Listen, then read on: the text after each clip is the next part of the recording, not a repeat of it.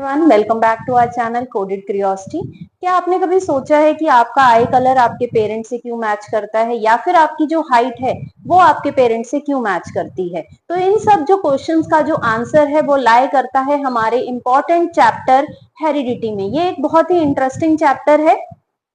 इस चैप्टर में हम पढ़ेंगे कि कौन सी ऐसी यूनिट है जिसकी वजह से जो करेक्टर है वो पेरेंट से ऑफस्प्रिंग में ट्रांसफर हो रहे हैं, या वो जो ट्रांसमिशन का जो प्रोसेस है वो कैसे है, और कैसे हमारे जो मेंडल साहब थे उन्होंने इस सब चीजों को एक्सप्लेन किया with the help of garden pea plant. तो चलिए बिना टाइम गवाए शुरू करते हैं हमारा chapter heredity.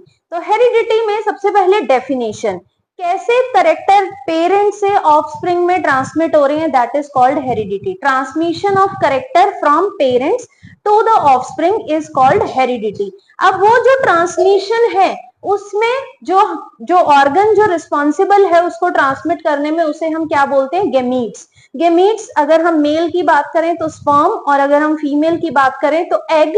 They contain the hereditary information, और वो जो इंफॉर्मेशन है जब वो स्पर्म और एग कंबाइन करेंगे that will result in the formation of zygote, और वो जो जायगोट से जब एम्ब्रियो और एम्ब्रियो से एक बेबी प्रोड्यूस होगा तो उस टाइम पे वो जो इंफॉर्मेशन है वो ट्रांसमिट हो जाएगी।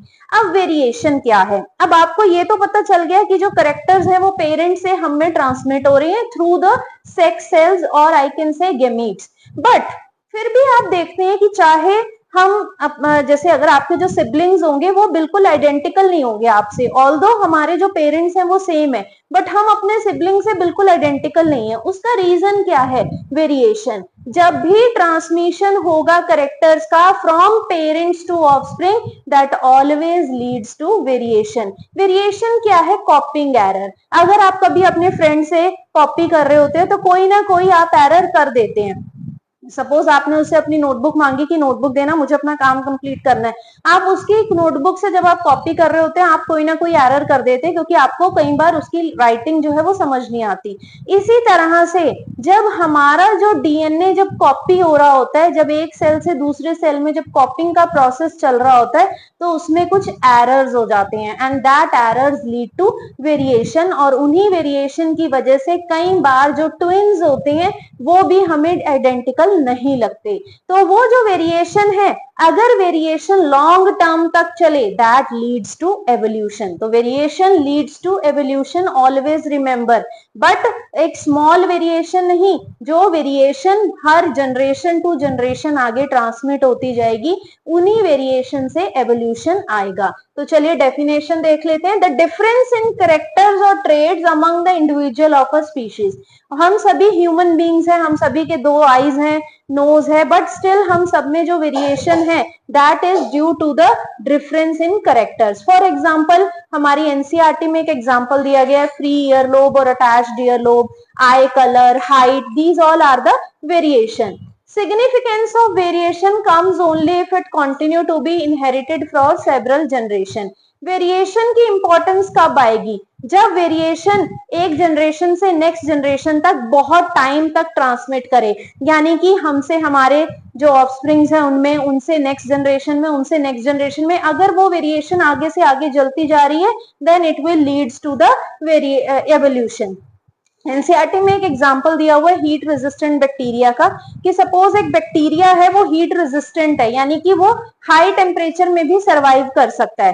तो वो जो बैक्टीरिया है बेटा, वो जो बैक्टीरिया है, अब जैसे ग्लोबल वार्मिंग हो रही है, ग्लोबल वार्मिंग की वजह से टेम्परेचर बढ़ता जा रहा है, तो वो जो टेम्परेचर बढ़ रहा है उस टेम्परेचर इंक्रीज होने से भी उस बैक्टीरिया को कुछ नहीं होगा, वो वहां पे सरवाइव कर लेगा, और उसके सर्वाइवल की वजह से क्या होगा कि वो जो बैक्टीरिया की जो स्पीशीज है वो वहां पे आराम से फ्लरिश करेगी। बट जो बैक्टीरिया जो नॉर्मल टेम्परेचर में, या मैं कहूँ कोल्ड एनवायरनमेंट में ही सरवाइव कर सकता था, वो बैक्टीरिया वहां पे नहीं रह पाएगा, और यानी कि वहां पे जो वेरिएशन थी that lead to evolution of the bacterial species by which it can survive in that prevailing environmental conditions। अब हम कुछ इंपॉर्टेंट टर्म्स करने जा रहे हैं जो बहुत इंपॉर्टेंट है, बार बार हम इस चैप्टर में, या मैं कहूँ आने वाली क्लासेस में हम इनके बारे में पढ़ते हैं।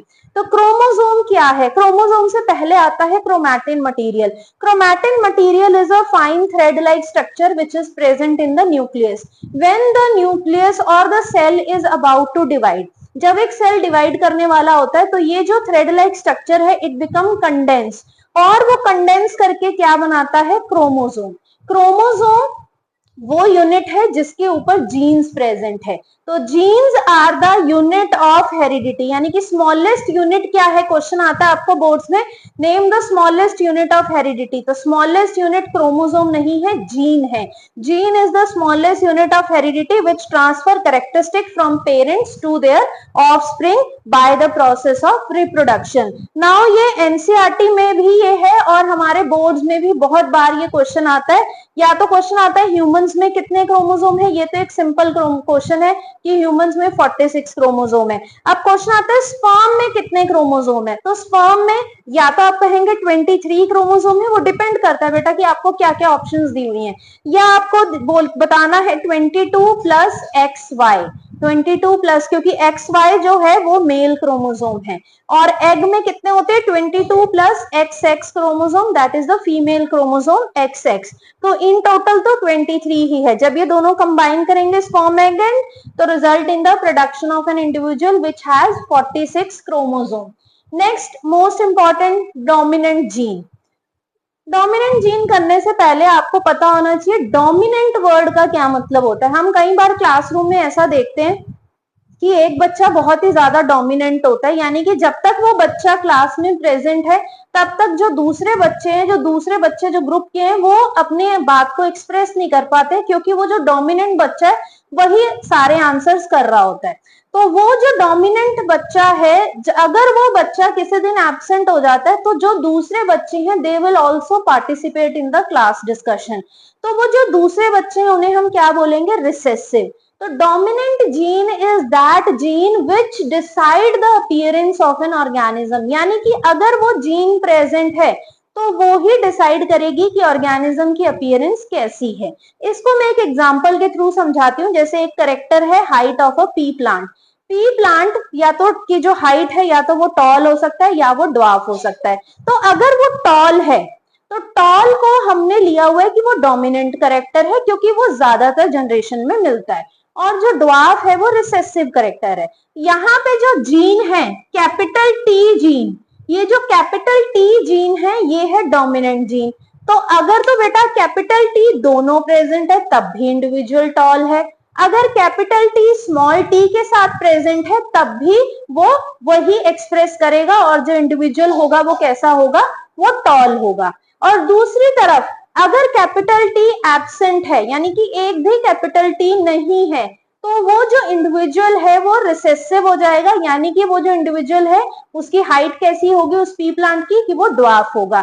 तो इस एग्जांपल में ध्यान देने वाली बात क्या है? That capital T is the dominant gene and small T is the recessive gene. हमेशा हम जो भी डोमिनेंट जीन लेते हैं उसी लेटर को स्मॉल वर्जन में रिसेसिव के लिए यूज करते हैं. तो डोमिनेंट और रिसेसिव को आपने इस तरीके से याद रखना है. The gene which decide the appearance, कि अगर वो जीन प्रेजेंट है तो वो टॉल होगा, अगर वो जीन एब्सेंट है तो वो ड्वार्फ होगा. तो ये चीज है, यहाँ पे आपको ये ध्यान रखना है, विच डिसाइड. और recessive gene which can decide the appearance of an organism only in the presence of identical gene.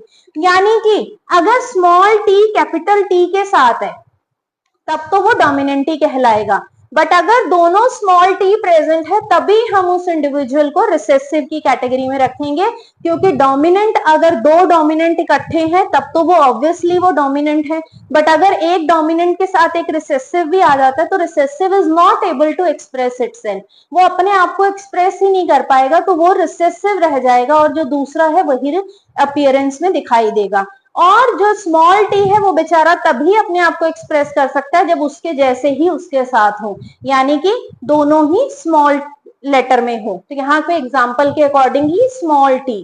तो देन जीनोटाइप.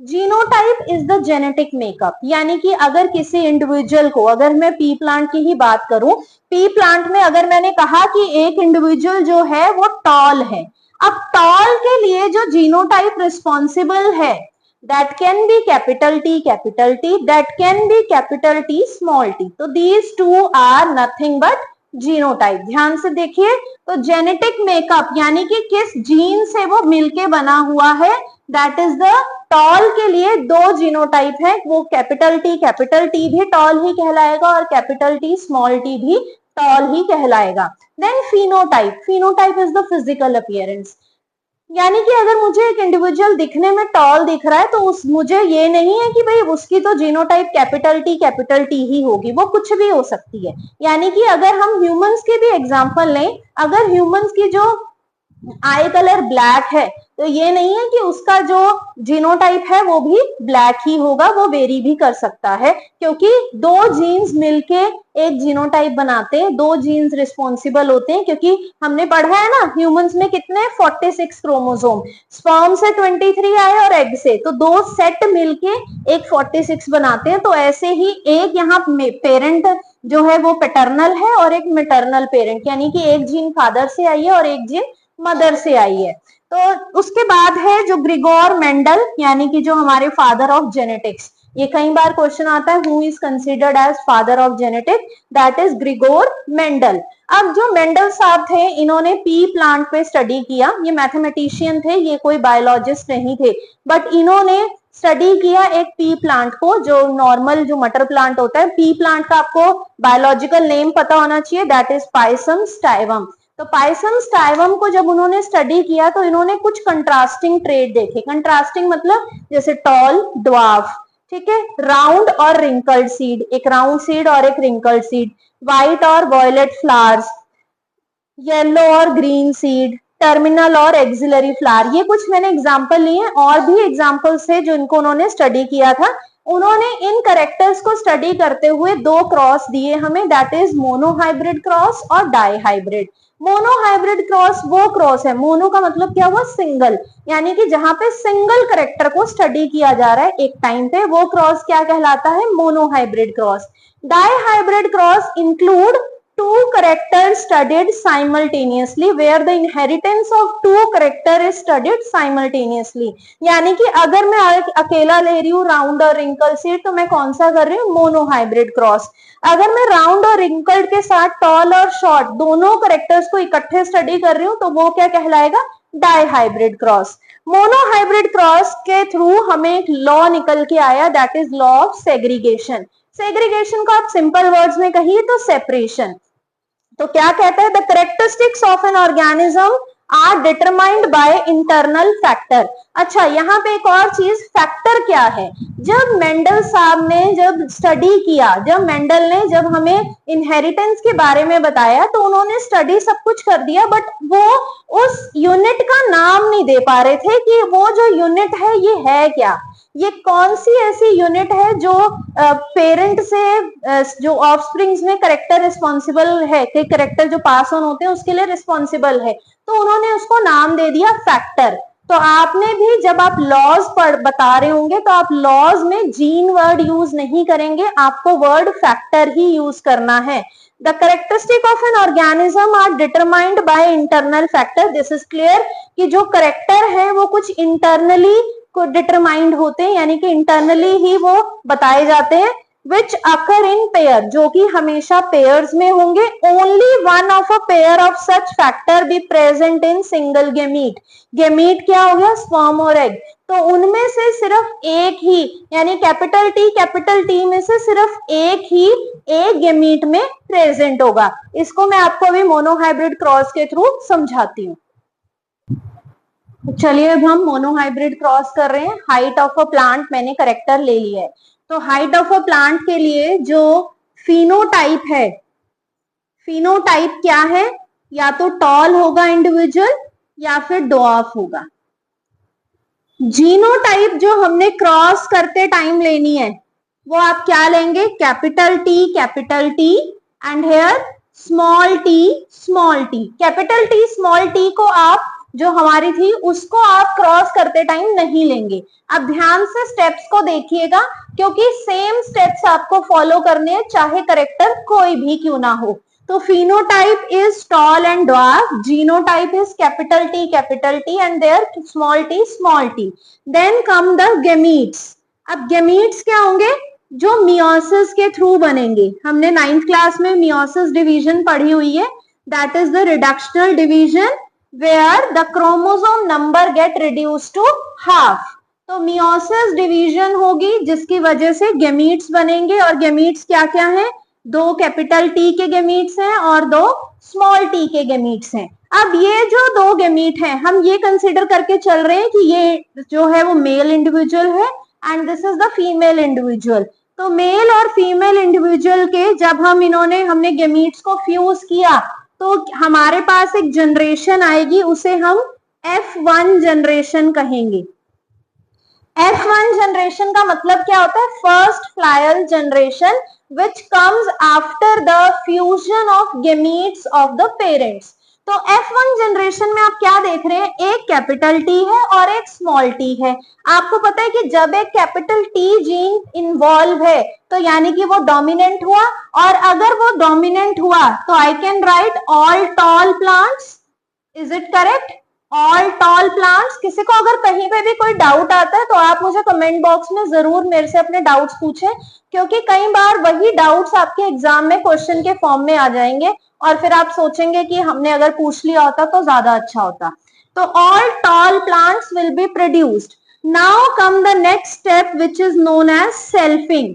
यानी कि जितने भी सीड्स हमें पी प्लांट के मिले जिनके टॉल प्लांट्स है, अब हम उनकी सेल्फिंग करवाएंगे. सेल्फिंग का मतलब होता है क्रॉस बिटवीन द ऑफस्प्रिंग्स. अब यहाँ पे भी सेम फिर गेमीट्स बनाएंगे, कैपिटल T स्मॉल t, और इसके गेमीट्स क्या होंगे? Capital T small t. Then एक स्क्वायर लाइक स्ट्रक्चर बनता है जिसे हम क्या बोलते हैं? Punnett square. I am writing here that is Punnett square. अब एक साइड पे एक पेरेंट के लिख लेंगे आप गेमीट्स, दूसरी साइड पे दूसरे पेरेंट के आपने गेमीट लिख लेने. अब इन दोनों को मल्टीप्लाई करके यहाँ पे लिखना है, कैपिटल T. अब इन दोनों को जब मल्टीप्लाई करेंगे तो हमेशा डोमिनेंट को पहले लिखना है, रिसेसिव को बाद में लिखना है. Here also capital T small t and small t small t. तो आप क्या देख रहे हैं? आपके पास कितने टॉल इंडिविजुअल आए और कितने ड्वार्फ. अगर मैं फिनोटाइप की बात करूं तो ये टॉल होगा, ये भी टॉल होगा और ये भी टॉल होगा, क्योंकि तीनों में एटलीस्ट एक कैपिटल T इन्वॉल्व है. तो 3 are the tall individual and 1 is the dwarf individual. ये है इसकी फिनोटाइप. ये आपको जो देखने से दिखाई दे रहा है यानी कि जो फिजिकल अपीयरेंस. देन एक जीनोटिपिक रेशो होगी. जो जीनोटिपिक रेशो होगी वो आपने जीन के बेसिस पे निकालनी है, यानी कि capital T, then capital T small t and then small t. अब कैपिटल T हमारे पास 1 है, कैपिटल T स्मॉल t 2 है और स्मॉल t 1 है. तो this is the genotypic and the phenotypic ratio of monohybrid cross. अब यहाँ पे तो मैंने करेक्टर लिया हाइट. अगर आप करेक्टर सीड टाइप ले लेते, फ्लावर टाइप ले लेते, तब भी रेशो आपकी सेम ही आएगी, सिर्फ लेटर्स चेंज होंगे. ध्यान से सुनना, सिर्फ लेटर्स का चेंज आएगा, पैटर्न एग्जैक्टली सेम रहने वाला है. तो आप खुद से भी प्रैक्टिस कीजिएगा, 2 से 3 बार आप ऐसे ही क्रॉस बनाइएगा, इसको प्रैक्टिस कीजिएगा. और अगर फिर भी कोई डाउट आता है तो I am always there to help you out. चलिए अब हम करते हैं dihybrid cross. Dihybrid cross मैंने क्या बताया? Where we will study the inheritance of 2 genes collectively. 2 genes की इनहेरिटेंस को इकट्ठे जब हम स्टडी करेंगे that is called dihybrid cross. Dihybrid cross से एक लॉ निकल के आ रहा है, that is law of independent assortment. Law of independent assortment कहता है कि जब हम 2 करेक्टर्स को एक साथ स्टडी करते हैं तो दोनों करेक्टर एक दूसरे पे डिपेंडेंट नहीं है. यानी कि ऐसा नहीं है कि डोमिनेंट के साथ ही हमेशा डोमिनेंट जाएगा या रिसेसिव के साथ ही हमेशा रिसेसिव करेक्टर जाएगा. तो इस चीज को ध्यान में रखिएगा. तो चलिए अब हम यहाँ पे क्रॉस आपके सामने करने जा रही हूँ. राउंड और yellow seed, capital R, capital Y. Round के लिए कैपिटल R, येलो के लिए capital Y. Is crossed with, अब रिंकल्ड के लिए W नहीं लेना, ये चीज को ध्यान रखना। आप क्या लोगे, इसी का ही कंट्रास्टिंग स्मॉल लेंगे, स्मॉल r और स्मॉल y। और बेटा आपके जो लेटर्स हैं वो क्लियरली नजर आने चाहिए कि वो कैपिटल है और वो स्मॉल है। कहीं आप कैपिटल और y को, स्मॉल y को सेम बनाएं और फिर वो एग्जामिनर को कंफ्यूजन हो जाए। सेम आपने यहाँ पर भी सेम चीजें लिखनी है, फिनोटाइप, जीनोटाइप, गेमीट्स, ठीक है, Punnett square, phenotype and genotypic ratio, and this is your F2 generation. मैं यहाँ पे अब ये सब चीजें नहीं मेंशन कर रही हूँ, आपको ये सब चीजें यहाँ भी मेंशन करनी है। अब गेमीट्स क्या बनेंगे, capital R capital Y, capital R capital Y, and here it will be small r small y, small r small y। Then come the F1 generation. F1 generation जब आप लिखेंगे तो कैपिटल R के साथ small r आएगा, capital Y के साथ small y आएगा, and this is the F1 generation, that is the first filial generation. अब क्या होगा next step, selfing. Step same ही है बट यहाँ पे डाइहाइब्रिड क्रॉस इन्वॉल्व है, इसीलिए थोड़े से चेंजेस हैं। तो यहाँ पे अगेन अब हम क्या लिखेंगे, capital R small r, capital Y small y, crossed with capital R small r, capital Y small y। Gametes formation, gamete formation का मैं आपको एक बढ़िया तरीका बता रही हूँ। आप सबसे पहला गेमीट बनाएंगे कैपिटल R कैपिटल Y, सबसे लास्ट वाला बनाएंगे दोनों स्मॉल लेटर्स वाला। तो सबसे पहले आपने ये बना देने, उसके बाद आपकी मर्जी है, आप small r capital Y, capital R small y, यानी कि ऑल्टरनेट होना चाहिए, एक स्मॉल एक कैपिटल, एक स्मॉल एक कैपिटल, जैसा आपका मर्जी हो। आप चाहे तो उसे पहले लिखें या उसे बाद में लिखें, बट फर्स्ट और फोर्थ को फिक्स कर दो तो आपके जो गेमीट्स हैं वो सही बनेंगे। नंबर 2 पे जो आप पुनेट स्क्वायर बनाएंगे उसमें भी आपको कोई गलती का कोई चांस ही नहीं है। तो सेम गेमीट्स इसके भी होंगे। अब इसका जो पुनेट स्क्वायर बनेगा उसमें 16 बॉक्सेस होंगे।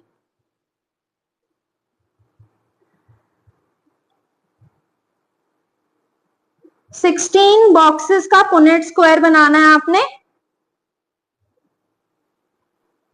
अब यहाँ पे आप इसके गेमीट्स लिख देंगे जो आपने अभी ऊपर निकाले हैं।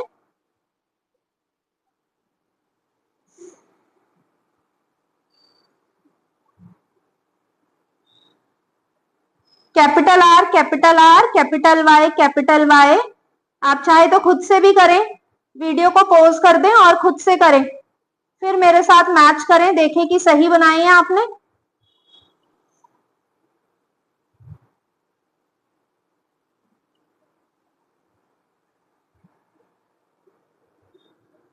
तो इस तरह से आपके ये सारे आपने पुनेट स्क्वायर में F2 जनरेशन बना लेनी है।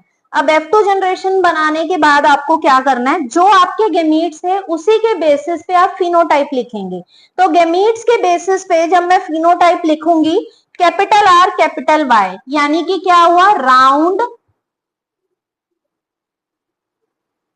एंड येलो सीड्स, ये रेशो में होगा, मैं यहाँ पे स्पेस की वजह से थोड़ा ऐसे लिखूंगी, राउंड एंड येलो सीड।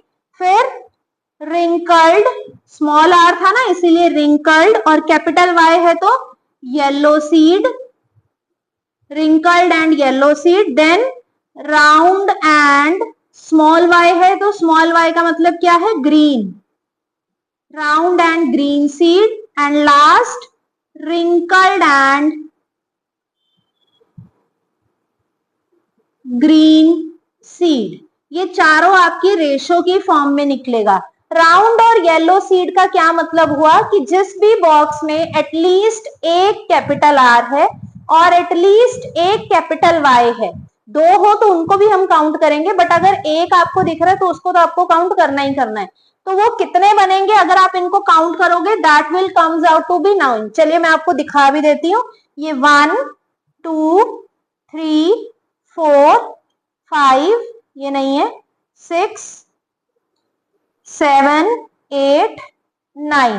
तो ये आपके जितने हैं ये सारे कितने हो गए, राउंड एंड येलो सीड। अब अगर रिंकल्ड और येलो, रिंकल्ड का क्या मतलब हुआ, रिंकल्ड वर्ड का मतलब है कि दोनों R जो होंगे वो स्मॉल होंगे और Y एटलीस्ट एक कैपिटल। ध्यान से देखिए, 1 यहाँ पे भी देखिए आर दोनों स्मॉल है बट वाई एक कैपिटल है, 2 3, तो ये कितने आ गए आपके 3। Then round and green seed, यानी कि आर एटलीस्ट एक कैपिटल होना चाहिए और जो ग्रीन है यानी कि जो वाई है वो दोनों स्मॉल। तो यहाँ पे मैं अदर पेन का यूज कर रही हूँ ताकि आपको कंफ्यूजन ना हो।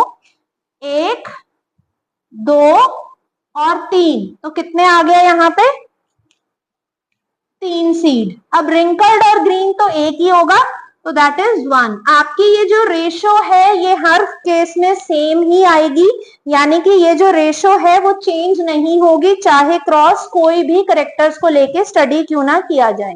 तो this is the dihybrid cross और ये है इसकी phenotypic ratio. Genotypic ratio dihybrid cross की हमारे सिलेबस में नहीं है, बट अगर आप करना चाहते हैं तो सेम जेनेटिक मेकअप की आप बनाइए और मुझे कमेंट बॉक्स में भेजिए और मैं आपको बताऊंगी कि ये सही है या नहीं है। तो ये है आपकी डाई हाइब्रिड क्रॉस की रेशो, और अगर आप इनको ऐड करोगे तो आप देखोगे जो आंसर आएगा वो कितना आएगा 16। तो अगर आपका 16 नहीं आ रहा तो मतलब आपने कोई ना कोई एरर किया है। तो चलिए अब हम करते हैं नेक्स्ट टॉपिक।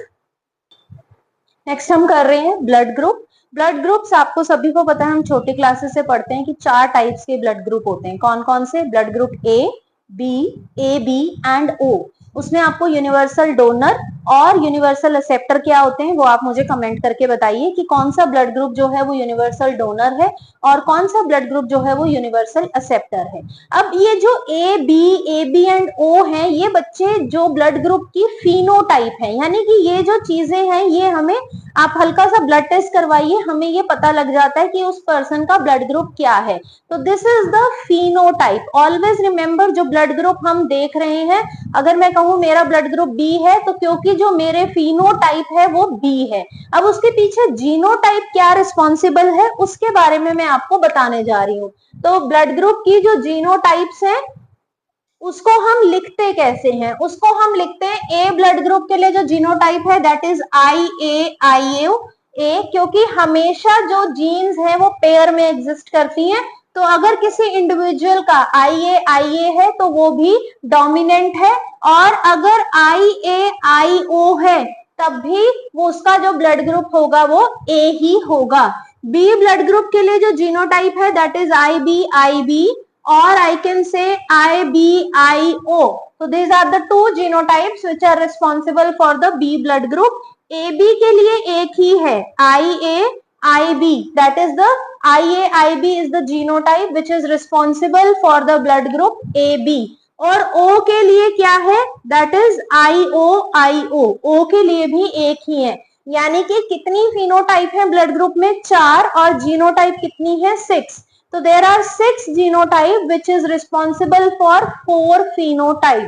तो इन क्वेश्चंस को आप अपने घर में भी अपने पेरेंट्स का ब्लड ग्रुप पता करके आप अपने भी आप ऐसे ही क्रॉस बना के देखिएगा तो आपको और अच्छे से कंसेप्ट की क्लैरिटी होगी।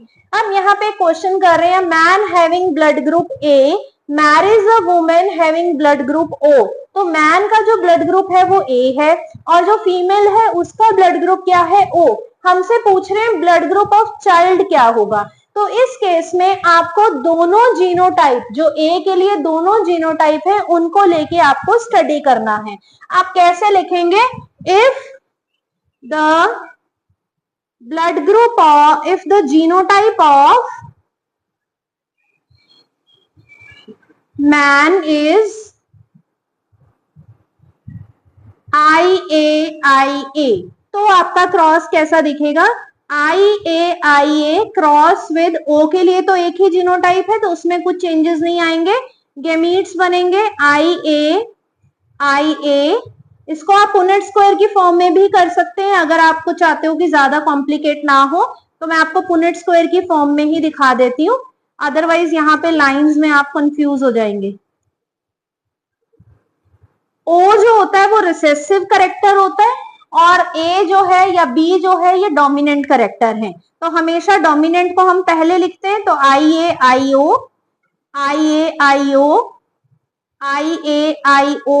And last also IAIO।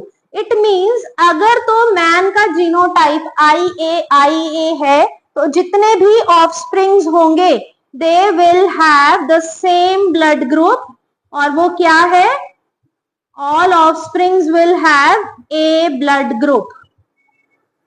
क्या ब्लड ग्रुप होगा सारे ऑफस्प्रिंग्स का, ए। तो ये तो हो गया हमारा फर्स्ट केस। अब हमें क्योंकि पता नहीं है तो हमें सेकंड केस भी हमें फाइंड करना है। अब हम सेकंड केस में क्या लेंगे कि let the genotype of man is IAIO, कि हम ये मान के चलें कि जो जीनोटाइप है वो IAIO है, क्योंकि ये चीजें जो है ये हम बिना जेनेटिक टेस्ट के हम ये चीजों को नहीं पता लगा सकते। तो एक हम हाइपोथेटिकल वे में ही चलते हैं कि शायद ये भी हो सकता है और ये भी। IAIO then IOIO। अब हम अगर इसका क्रॉस बनाते हैं, पुनेट स्क्वायर की फॉर्म में बना लेंगे, तो आपका जो क्रॉस है वो बिल्कुल ही नीट एंड क्लीन लगेगा।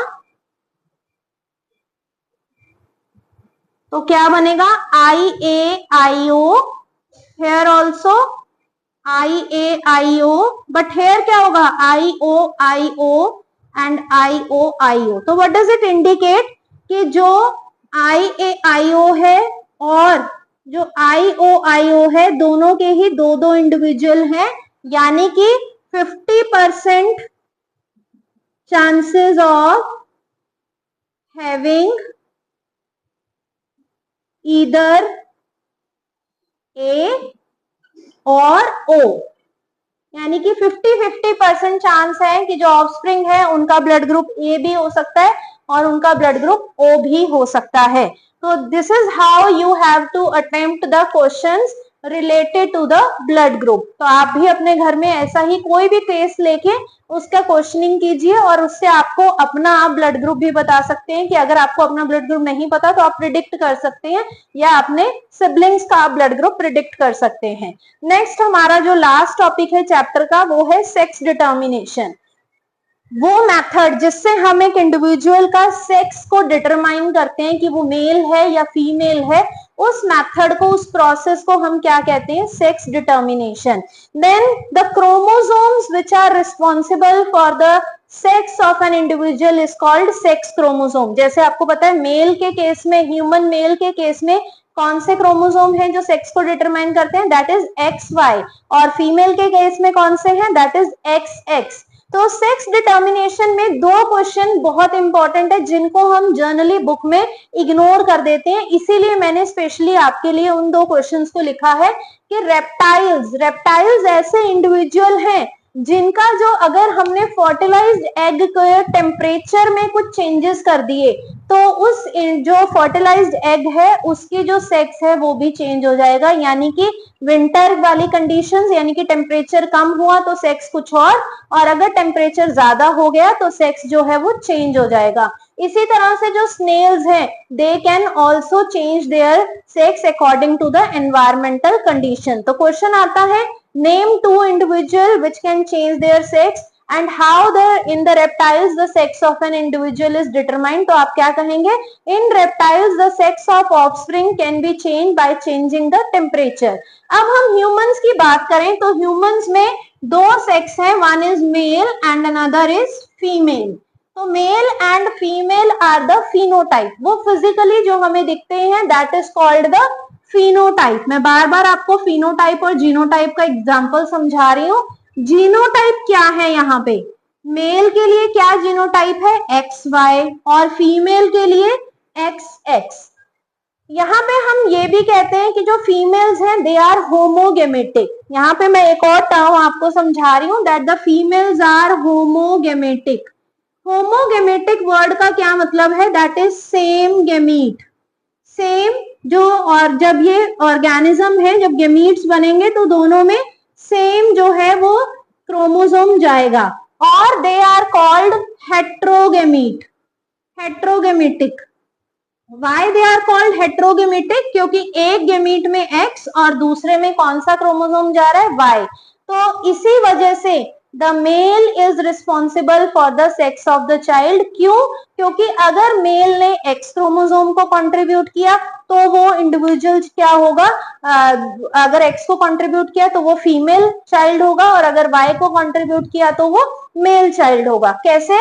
देखिए ये आपके गेमीट्स हो गए, मैं वहां पे यहाँ पे भी आपने सेम वही चीजें रखनी है, फिनोटाइप, जीनोटाइप, गेमीट। बट ध्यान रखिएगा ह्यूमन का जब भी आप केस कर रहे हैं तो आपने F2 जनरेशन में नहीं जाना, आप सिर्फ F1 जनरेशन तक ही शो करेंगे, और उसको भी आपने मेंशन नहीं करना कि ये F1 जनरेशन है, बस आप ऑफस्प्रिंग करेंगे। तो अब आप यहाँ पे भी मैं आपको सेम पुनेट स्क्वायर के थ्रू बताऊं तो x y x y and here x x, तो यहाँ पे क्या आएगा x x x x x y and here also x y. So what we can see that it is a female child, it is again a female child, it is male and this is male. तो जब भी sex determination की बात आएगी तो आप क्या कहेंगे, there are 50% chances of having a male और अ फीमेल चाइल्ड, क्योंकि दोनों जो है वो 1:1 में आ रहे हैं। क्योंकि अगर आप देखें तो x x ratio x y कितनी आ रही है, 1:1। तो 50% चांसेस है कि जब भी इंडिविजुअल्स जो बॉर्न होंगे वो 50% चांस है कि वो मेल भी हो सकता है और वो फीमेल भी हो सकता है। अब यहाँ पे क्वेश्चन आता है, in our society that females are blamed for having a female child, कि जो अगर फीमेल्स हैं उनको ब्लेम किया जाता है अगर गर्ल चाइल्ड का बर्थ हो, but that is not true. Why? तो आंसर क्या है, that the male is responsible for the sex of the child because it is the male which is contributing 2 type of chromosome X और Y. Female तो X और X ही contribute कर रही है, तो वो चाहे कोई भी केस हो उसने तो एक्स ही कंट्रीब्यूट करना है, और मेल चाइल्ड होने के लिए वाई क्रोमोसोम का होना नेसेसरी है। तो अगर मेल ने वाई क्रोमोसोम को कंट्रीब्यूट किया तभी जो है जो इंडिविजुअल है वो मेल और फीमेल अकॉर्डिंगली बर्थ लेगा। बट व्हाट आई थिंक कि it is even the male is also not responsible for having the sex of a child. अब आप कहेंगे मैम वो कैसे, बिकॉज मेल के भी ये कोई हाथ में तो है नहीं है कि भाई वाई क्रोमोसोम को कंट्रीब्यूट करना है और या एक्स क्रोमोसोम को कंट्रीब्यूट करना है। It's all depend on the nature जो कि कंट्रीब्यूट करती है और वही रिस्पॉन्सिबल है for having the mail and female child. But अगर हम अपने एग्जाम के पॉइंट ऑफ व्यू से कहें तो हमें यही कहना है that it is the mail who is responsible for having the female child, neither the female. Female तो बिल्कुल भी रिस्पॉन्सिबल नहीं है। अगर हम थोड़ा सा अगर देखें तो मेल है, बट अगर मैं अपना पॉइंट ऑफ व्यू कहूं तो मैं कहूंगी मेल भी रिस्पॉन्सिबल नहीं है। It is the nature who is responsible for having the sex of the child. तो यहाँ पे मैंने आपको ये पूरा चैप्टर करवा दिया है। इस चैप्टर से रिलेटेड आपको कोई भी डाउट है, कोई भी क्वेरी है तो कमेंट बॉक्स में जरूर मेंशन कीजिएगा, और आप खुद से भी कोई मोनो हाइब्रिड या डाई हाइब्रिड क्रॉस बनाइए और उसको भी कमेंट बॉक्स में मेरे साथ शेयर कीजिए। मैं आपको बताऊंगी अगर कोई एरर है उसमें या कुछ चेंजेस करने की उसमें जरूरत है। नेक्स्ट आप किस चैप्टर पे वीडियो चाहते हैं वो भी मुझे जरूर बताइए। Thank you and have a nice day.